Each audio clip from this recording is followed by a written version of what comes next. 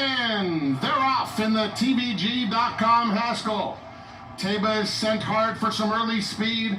Jack Christopher and Benevengo. Jack Christopher and Benevengo now go on with it. And then it's Teba in third. One-time Willard is headstrong in the early going. And Howling Time is on the outside, 4 wide into the first turn and about 3 lengths off the lead. Then comes CyberKnife on the inside of White Abarrio, and King of Hollywood is at the back of the field. Long shot Benevengo will go to the 6 furlong pole as the leader by a length. Jack Christopher will track him in second. Teba close up third. Howling Time inching up on the outside takes the third spot as they get to the backstretch. Then it's One-Time Willard. 2 lengths clear of White Abarrio past the 5/8 pole. CyberKnife inside of him and King of Hollywood. They're covered by 8 lengths. Benevengo is the leader by 3/4 of a length. Jack Christopher is a comfortable second, and Howling Time is clearly third. Teba has lost a little bit of ground being pushed along, and CyberKnife coming through inside of him as they head to the 3/8 pole. And now Jack Christopher is up to take the lead. Jack Christopher puts his head in front. A big run from Howling Time with a 3 wide bid at the quarter pole. At the rail, Benevengo, just behind them, CyberKnife, and then Teba. They turn for home. It's Jack Christopher in front. Howling Time. Teba switches to the outside, and he's now putting in a strong bid. And here comes Teba.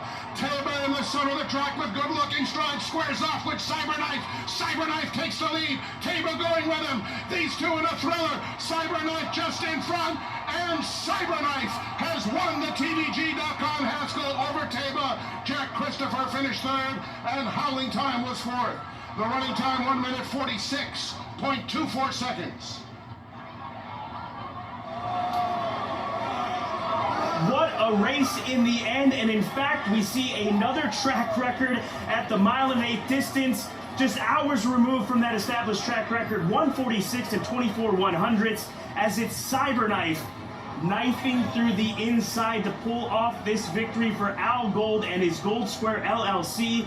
Florent Giroux and Brad Cox go back-to-back in the Haskell Stakes. But we go into the first turn. Keep an eye on CyberKnife, absolutely. But going into the first turn, Mike Smith and Teba are content taking off the pace. Does this cost them in the end, given what he's able to do? And Jack Christopher, he seemed to have a perfect spot after everything happened going into the first. Jose Ortiz told me earlier today he didn't know who he was going to sit off of, but plan A was this going to be to sit off somebody. It happens to be the long shot, the 8 Benevengo, who showed more speed and more aggressiveness than anybody going into the first turn. Jose Ortiz was content to go ahead and take back. He'll sit off the hip of him.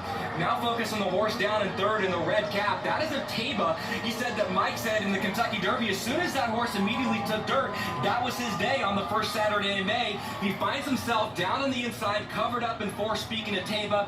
The trip for Jack Christopher in second, incredibly identical to all 4 races coming in here today. If you go back and watch the film, he sat in second, tracking in second, just off the hip of the leader, going down the backstretch. Further than that, Scotty, third last in the black silks on the rail is where we find our eventual winner in CyberKnife. Yeah, we're watching all of this develop in the front end. We're not even, at least I'm not looking to the back half of the field. That's where CyberKnife comes from. At this point in time, Jack Christopher's in a perfect spot. Teba's off the bridle. Mike Smith's trying to get him into the race. Here comes CyberKnife to the inside of Teba.